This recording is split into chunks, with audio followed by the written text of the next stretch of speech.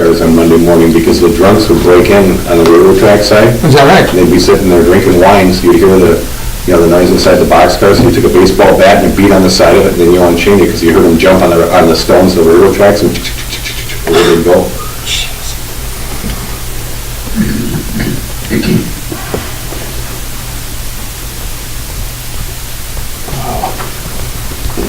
It's 15 and all as well. All right. You guys recording that? We're good. Call together the meeting of the Finance Committee for Tuesday, June 6, 2017 at 6:15 p.m. Prior to this meeting, notice was given to the community and posted in the appropriate places. Notice was also given to the news media that requested a meeting of the Market Journal and mysocialnow.com. Roll call here, we got Alderman Johnson. Here. Alderman Hollenbeck. Here. Alderman Lipowitz and the women of St. Mary Falco are absent and excused. We also got Tim Williamson in attendance, Mayor Hohenfeld, and Finance Director Schubert. Moving right on to new business since there's no old. Item number 1, discussion and necessary action regarding expenditure restraint program issue and impact on the 2018 City of Cudahy municipal budget. Thank you, Mr. Chair. From the memo that I gave you in your packets, just to kind of explain where we're at, what happened, and how we can go forward. In summary, on May 17th, I learned after a meeting there were some changes in methodology at the Wisconsin Department of Revenue that were done with the expenditure restraint program, which were not caught last year in the filing after the passage and approval of our 2017 budget. Through some investigation, we took a look at a couple of different options because basically under the methodology for municipalities to apply and to get their expenditure restraint, the change in methodology was that, and I'm not picking on the library, I'm not picking on the road fund independently, but they're a part of the example, is that your expenses cannot be increased over a certain percentage of dollars year over year. Prior to last year, the increases that you would have put through with your segregated general levy funds, like the road and equipment fund and the library, did not count against your expenditure restraint. In 2017, when they changed the methodology, they now do count against your expenditure restraint number. So in the beginning of May, when Bruce applied for the 2018 expenditure restraint program for our budget, we found out that the city was not eligible and we would lose $327,168 in expenditure restraint dollars for next year. And that's money given by the state? That's money given by the state as part of the total picture of state share revenue that's given back to the municipalities. So the other problem is that because we didn't do anything and the 2017 budget is passed, it's operational, how do you requalify, if you will, to get your expenditure restraint money for 2018? Well, there were a couple of options that were suggested by Bruce and a couple of options that I looked at, none of which are extremely favorable. In the first scenario, again, we have to look at taking out approximately $343,000 worth of expenses during this year's budget. Even if you took the approach of $10,000 here, $5,000 here, got rid of the library increase that was given, got rid of the road fund increase that was given, it was not a very good scenario. It would force cuts in services. And the other problem with that is that if you make that first year cut in 2017, those levy dollars never come back to you. So it not only has an impact on you short term, it has an impact on you long term that you're never able to get that back. The other way we looked at it is a possible combination of increased revenues in the 2018 budget and using fund balance, since you will be getting the annual report tonight to cover the shortfall. That's an option that looks more favorable, not only to this current year, but to future years down the road as well. Another option that we looked at, and I've reached out to a lot of people, I reached out to leading Wisconsin municipalities, I've talked to other communities, that one of my fears going into this with our management team was that if we jump out of the expenditure restraint program for 1 year, can we get back in? The answer to that question is yes, you can. So if we go out of the expenditure restraint program in 2018, if our levy dollars and our growth percentages and everything qualify, we can jump back in and get the expenditure restraint dollars for 2019. So there's less of a long-term impact, if you will.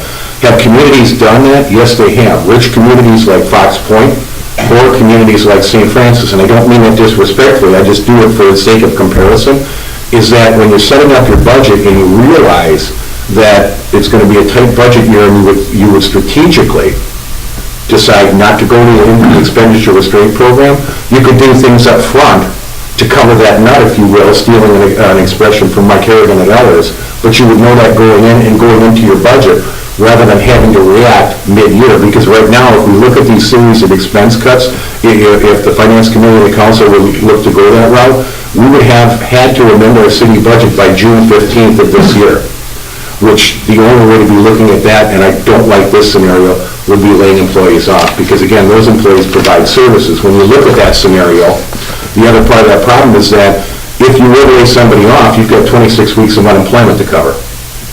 So even if you cut a position at $80,000, you're not getting that $80,000 break, are you? Which means more bodies, more services, more problems for the citizens of the community. Another scenario that I researched was taking the revenue from one of our higher funds, and we looked at where it would logically make sense and how we could also justify, because you have to justify all this with the Department of Revenue. We looked at, could we take the revenue from the 101 parking fund and segregate that off, put it into a new fund, kind of like an enterprise fund, like a water or storm utility fund. You would also have to take the appropriate number of expenses along with that fund to get there. In looking at that scenario, there were two problems. Number one, there's in the $229,000 in budgeted revenue, we couldn't come up with $229,000 worth of legitimate expenses to take it out of that account. In addition to that, we would still have to make probably about another $110,000 to $120,000 in cuts to other places within the 101 general fund to be able to get to that number to get back the expenditure restraint for 2018. Again, none of those scenarios looked favorable, but what I'm recommending, and I'm going to open it up for questions, is what I'm going to recommend is that we don't amend the 2017 budget and we use fund balance and we look at our revenues in an increase in revenues to balance the 2018 budget. That would be my recommendation. I know this is a lot of information. I've tried to put it in the simplest terms if I can, if you will. And if you have any questions, I'll be more than happy to answer them. Bruce, Jim are here as well.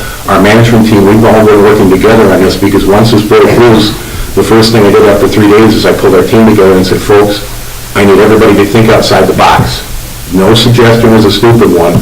Let's see what we can do to put this together. And these are the best of the scenarios that we came up with. Filling the gap this year with the surplus is one thing, but are we going to make it in 2018? No, we will not be filling in the gap this year. It's for next 2018, correct. So we'll go into the 2018 budget when we start that process in September. We'll go in, Justin, knowing that we have to fill in the gap. And when I talked to Angela at the Wisconsin Department of Revenue, she said it's kind of crazy, but to do this current year budget amendment, if somebody came into this group and said, I have a deal for you, you need to cut $250,000 to get $300,000, would you take the deal? Doesn't sound like a very good return on the investment, does it? And it's the same thing that it will impact this year. We know that we've got the budget hole, if you will, if you want to put it into that terms, going into the budget in 18. It's going to be tight. It's going to be very tight. We have to hope, and we have to hope we made the right decision, and our healthcare costs stay down, because those are one of the highest increases going into the budget. We know that we have contractual obligations with police and fire for a 2% wage, and again, wages are an important part of things. But our management team has worked hard throughout the years to, one, continue to work on being over in revenues versus being under in revenues, in addition to holding the line on expenses. We're just really going to have to tighten our belt in 18 and making sure that our expenses don't exceed our revenues. In talking to the auditor from the state of Wisconsin, one of the shortcomings I had with this process was they take ERP for budgeted expenditures. What if during the course of the year you come in $200,000 under budget in expenses? She says, well, that doesn't matter. I said, that's insane. It's strictly a numbers game under the expenditure restraint program. They take the number that's worst case scenario, when you budget for full employment throughout the year, or what have you, and during this process, they go back and take the budgeted numbers instead of the actual. What I think was, and she's going to look at this more closely and suggest it to her superiors, that down the road, there could be some changes in this. Instead of claiming this on May 1st, it might be July 1st until everybody's audit's in. And then you can see where the expenditures really are. To me, if you're going by actual expenditures, that gives the managers, the mayor and everyone else more incentive to come in underneath that budgeted ERP number. Because then you're going to make the expenditure restrained dollars for the shared revenue portion. Yeah, and, like I tried to explain, is that where communities have jumped out of the expenditure restraint program for years, they'll jump out and they'll jump back in because they'll look at their legitimate expenses. How do you predict the number of snowstorms? How do you predict the number of critical fires or heaven forbid, a homicide that's going to be out there, a major public works disaster? You put those numbers in the budget here, you never look at it, but if you know specifically that you've got something going on in your infrastructure that you're going to have to levy for, and that's where, again, it's a total change in the methodology. It's across all your levy dollars within things that are related to your 101 fund.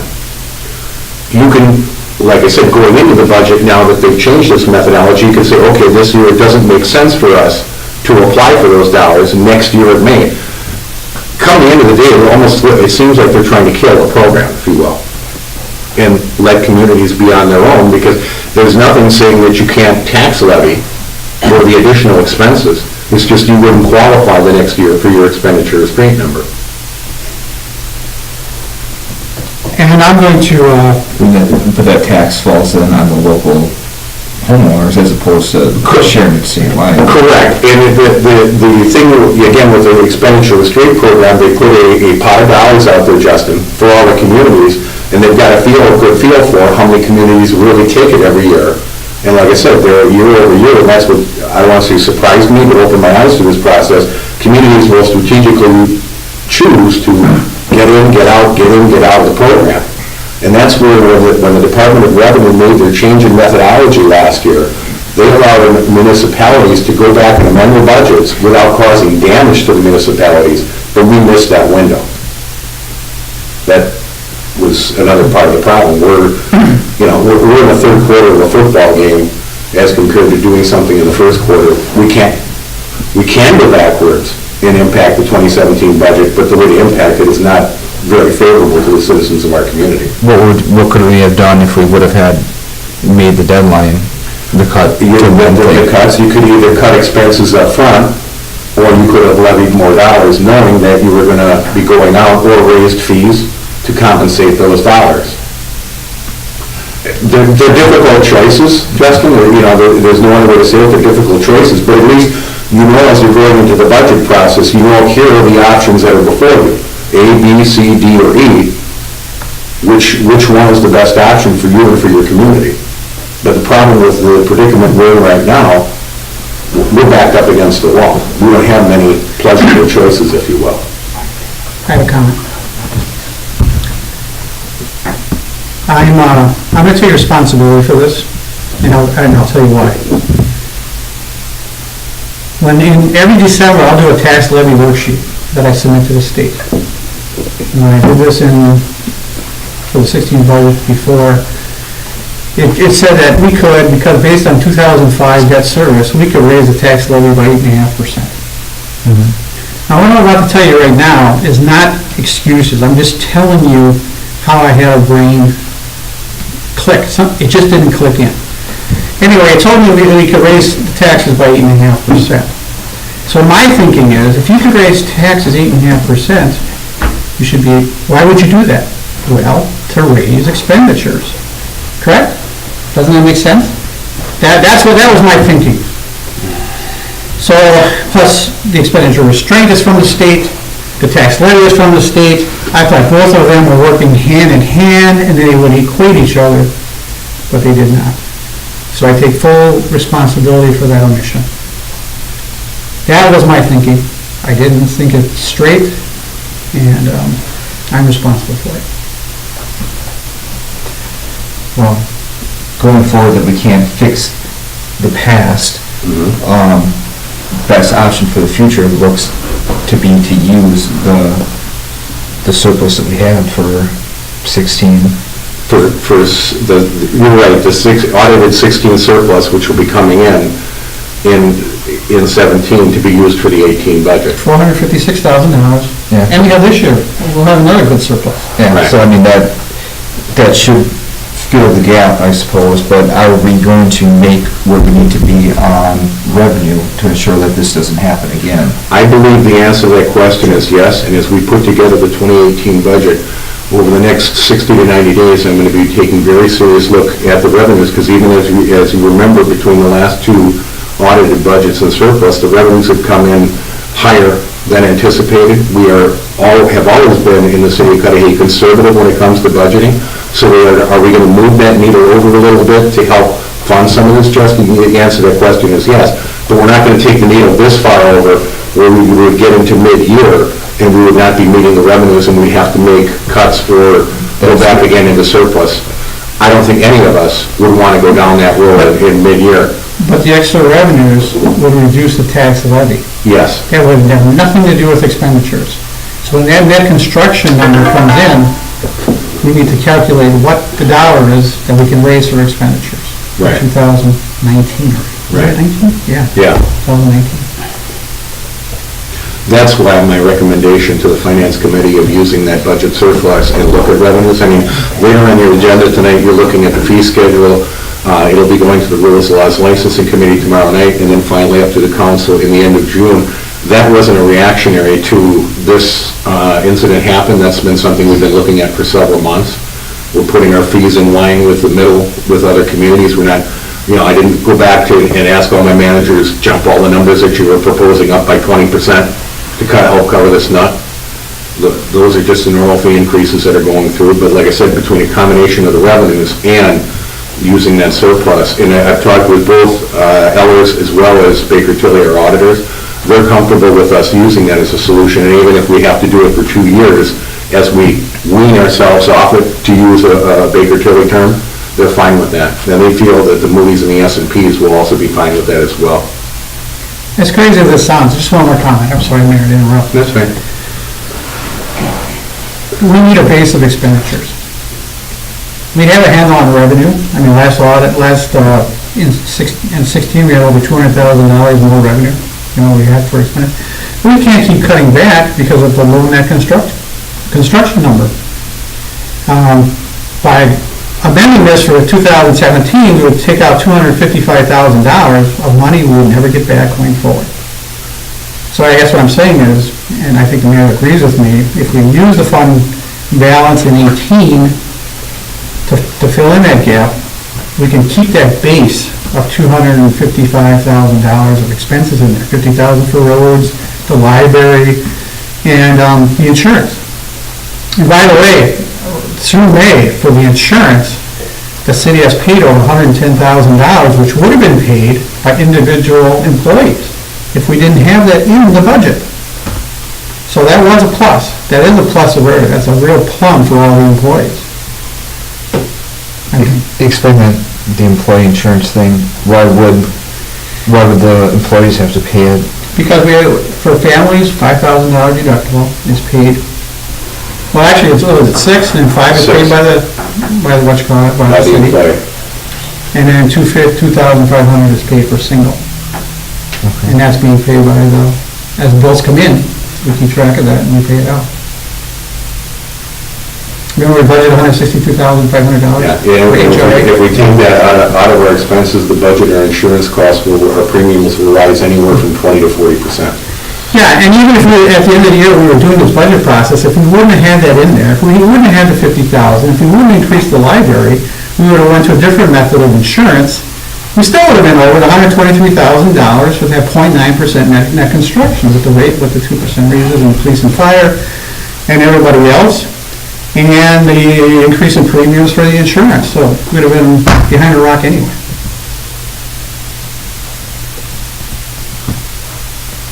Anybody else have any statements or input? So there's no way to get that money back? No.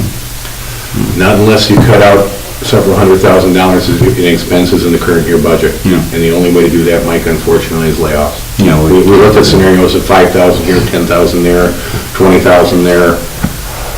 it doesn't get us to a number. Yeah, it's not Just enough. like the alternative approach when I worked with the chief and with the auditors regarding the parking funds, the courts, et cetera, the numbers just don't get us there. It's the best of the scenarios that we can come up with, and our team really worked hard on saying, Yeah. this is what we think, Mayor, that we should bring forward, and that's why I'm bringing this option forward to you tonight. It's the best of any of the scenarios that we have. And just with some foresight and knowing issues that we have to address, clearly we need to look at the chief's overtime issues that he's had for a long time that we've tried to fund. We need to continue to keep, in my opinion, putting money towards roads. These expenditures that we know are still hanging out there, how are we going to, by adding those almost certainly into the budget, are we still going to hit it with filling it with the gap as well as expenditures that we're... Right, but Justin, and you're right, it's a good question, good statement, is that you know those options going into a budget. Remember when we sat in here one of the times when we went through, we were up to scenario X, I think it was, in all seriousness, but at least you know that if we are going to take our expenses to a certain level, if we are going to take our levy to a certain level, this is what you're going to, this is what it's going to cost you on the other side, or how you fill that revenue source in. But you strategically know that going in, or you chip away at it from year to year, like we have. I mean, when we first came in back in 2013, since then, we've raised the roads and equipment fund by over $150,000. That's why roads are getting fixed up in this community. And if we don't continue to keep chipping it away at it as costs continue to go up and state revenues continue to become less, what's going to happen? The infrastructure will fall apart. I think all of us have been committed to make sure that we get there, and strategically we've been trying to keep moving the needle, if you will, and we will continue to do that. The state has basically let municipalities have incomplete expenditure budgets. You can't raise anything. That's what the state has told us. I'd love to raise the overtime in the police and fire put on the budget or what have you, but you can't do it. You can't raise anything. Unless you have the local revenue source to counteract it. No, it doesn't, no, again, you're following the same trap I was in. If we raise the revenue, everything will be peachy-gory, but no, it's that expenditure thing, we have to keep within that. Right, because construction. we're net new construction too. Yeah, Yeah. I mean, we can raise all the revenue we want, but, and then, let's raise the expenses, no, you can't do it. But hearing that, I'm gonna be honest, that just sounds like an excuse, because everybody's in that same boat. Every community, They are. every community, regardless. I mean, this just really sucks for the taxpayer, it really just does. It sucks for our city, it just really does. And the whole thing is, it's admirable that, you're stepping forward and saying, that the blame falls upon you, and, we've got a kind of a plan to kind of go forward, but it just sucks. I mean, there's no other way to sugarcoat it and say, well, this, even if we didn't have this would have been, it just sucks. And I mean, I'm just stating something obvious, obviously. I agree with Justin. I think, we really, I think, that's the only option we really have. And, that's on the table. It's the only real viable one. Right. And again, for my personal clarification, when I go into the thought process for the budget, how are we not able to raise expenditures at all? I mean, I'm not quite grasping that, because at some point in time, if the city demands more overtime for the police, we have to be able to fund that. Right, but you have to cut back something else. Exactly. That's the other side of it. I'll use And that's only because we're in this program, then why even stay in this program and try to balance it out otherwise? Because, Right, like I said, that allows you to jump out of the expenditure restraint part of the program. And again, if you know it going in, then it's back to her comment at the Department of Revenue, Angela, that, one of her comments was that why are you going to try and get $300,000 when you have to cut your expenses by $250,000? Right. Find some better investments, get yourself the additional $50,000 or the additional money without cutting the expenses, because ultimately, you're right, you are cutting services to your community, if you're cutting expenses, right? Because we don't manufacture anything, we provide services. And again, What is, can you give me a rough idea what $300,000 would be on the average household for the levy? Any idea? I can't remember the numbers. I can't either. wasn't the levy, I want to say somewhere between 85 and 90,000 was 1% this year, Bruce? I think you're right. Okay, so, and if we said the number was 362, and if you divide it by 85, it's about a 4%.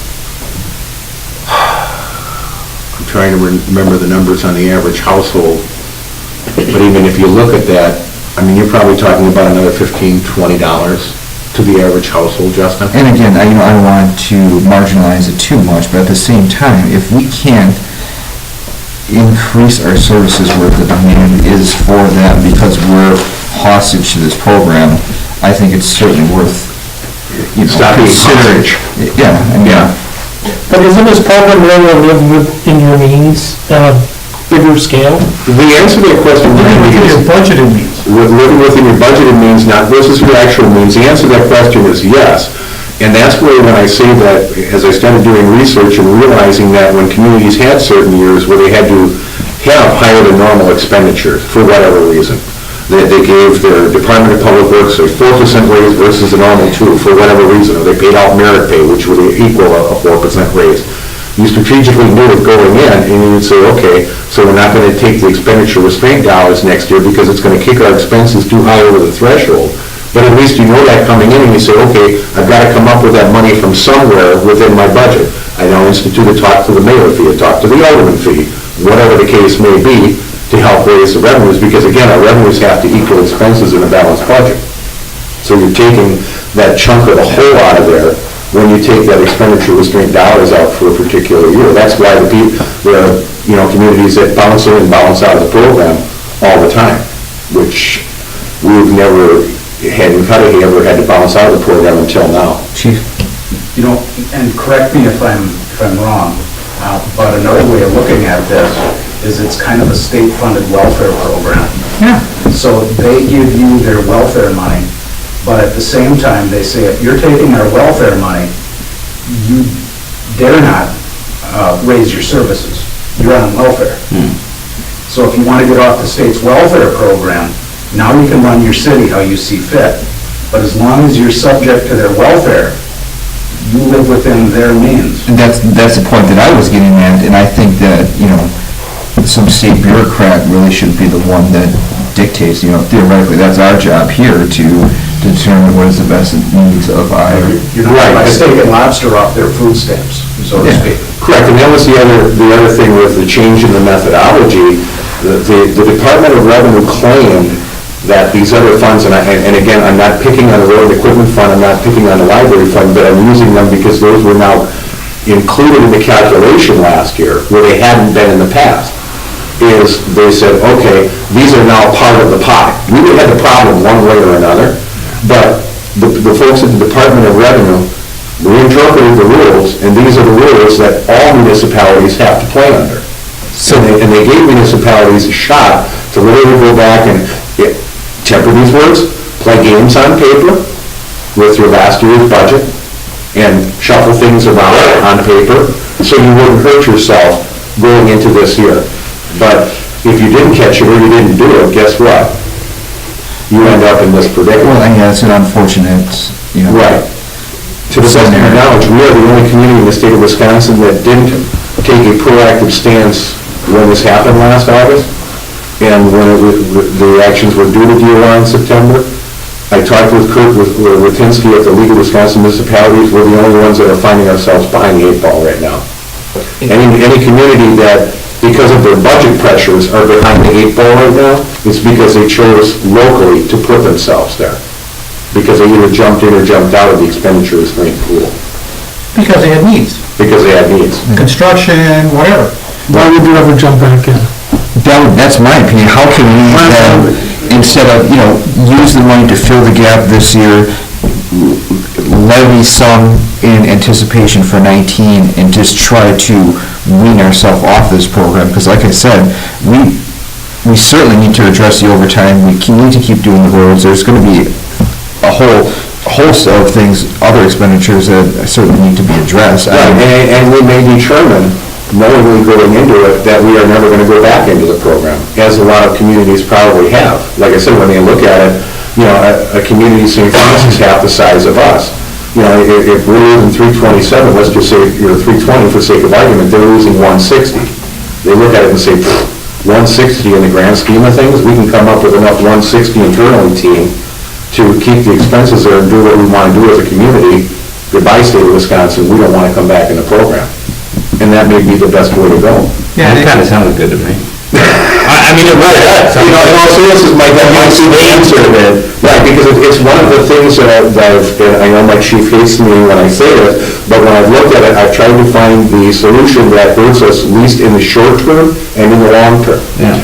And I don't want to have it be, and the chief knows, don't say these words, the gift that keeps on giving. We've talked about this in our management meeting 100 times, and I know that's why he chuckles over there. I slipped it in once tonight, didn't I?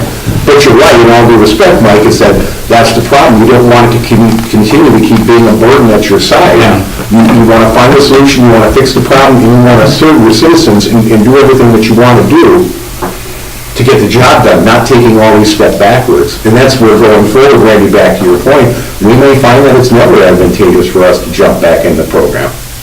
Okay, we will and we know that go in, yeah, we'll address it, and maybe at a point, maybe we're out of it for 2 or 3 years, and the state changes the program or the interpretation, and it makes sense for us to go back in. There's nothing stopping us to jump on either side of the pool. One thing, how can we get a better handle on where this is going forward? Because the frustrating part about this to me was clearly no one on the council knew this going or had any control over this scenario, so we have to make this decision now as opposed to before. How do we have to, How do we make sure that it's not this predicament again, good question, Alderman, is we need to be more careful. okay, we as in who's that, because the council doesn't have the direct, is it? We as in the members of the management team, our entire team and the finance department.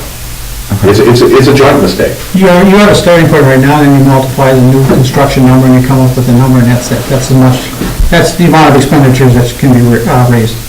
Okay. It's very simple. Yeah. Believe me, I don't want to be around this table talking about this one, nor do I think any of us do in the future. But let's not have gloom and doom here about 18. No. That doesn't mean we're gonna lose $300,000 either. Yeah. Right, it just means that we've got to tighten it back. And the bottom line is, we might have a gain of 40,000 or whatever, and we'll find out we don't need that $300,000. That's Right, a because you possibility. can always amend your budget later in the year if you find that your revenues are exceeding your Right. expenses and you're not going to use as much fund balance through a simple budget amendment. Let's just say, for sake of argument numbers, we put a plug number of 200,000 in Justin to cover the nut, right? And we come to find out, we get to June, and we're only going to need 125 of that 200. We just pass a simple budget amendment, and we're down to using 125. From the global perspective of the Moody's and S&Ps, they will look at that favorably in my conversation with others. I said, well, you put out the worst case number, you put out the gloom and doom number of 200,000, but you only used so much, or even if you didn't do a budget amendment and you only covered so much, they're going to look at that in a positive light, and obviously you can't go over that number. That's where, again, our entire team is going to have to make sure we cover, hold our expenses extremely tight, monitor our revenues like we continue to do, every month, every quarter, and make sure that we're meeting regularly as we have over the last 4 years with the Finance Committee to identify any potential issues. I mean, years ago, it used to be, get to October and go, guys, we're in a world of hurt, we need to do something.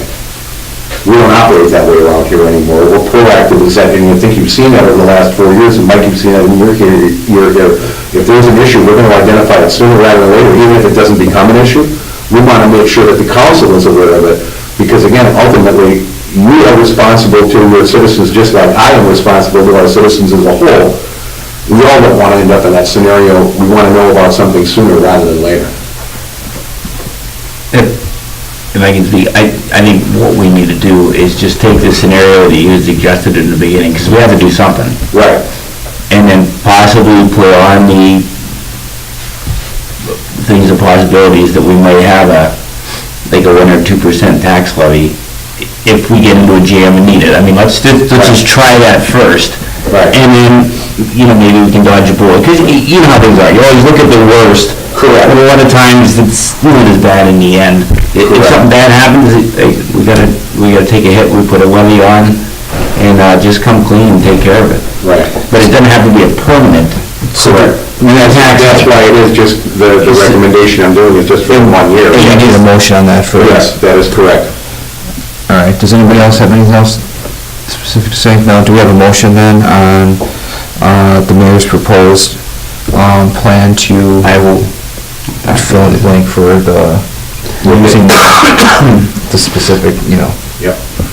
Was it not to amend the 2017 municipal budget and utilize a combination of undesignated fund balance to review of potential revenue increases in the balance of the 2018 municipal budget? Works for me. Thank you. Motion, Stan? Yes. Second. Second by Alderman Hollenbeck. All in favor? Aye. Opposed? All right. Thank you. We'll move on to discussion and necessary action regarding City of Cudahy revised fee schedule. All right. In your packets are the proposed fee schedule that we are bringing forward to you tonight for your review and action.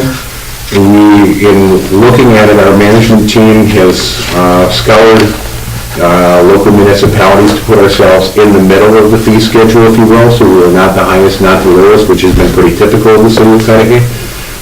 We've moved some things around within the fee schedule just to put them in a better, easier place to work with. From here, it will be going to Rules, Laws, Licensing tomorrow for them to look at, and then to the council to be passed for a resolution at their meeting in the end of June. Do we have any? Any questions? I have none. Okay. Do we have a motion to approve this here then? You don't need one for just... Yeah, we do have it as an action item. That's, Yeah. Motion to approve then. Second. Seconded by Alderman Hollenbeck. All in favor? Aye. Opposed. Not opposed. Moving on. Thank you. No opposed. Great. All right, discussion and necessary action regarding resolution number 7121 entitled "A Resolution for the Sale of the Water Utility Property at 5133 South Whitnall Avenue and the purchase of the property by the city storm water utility."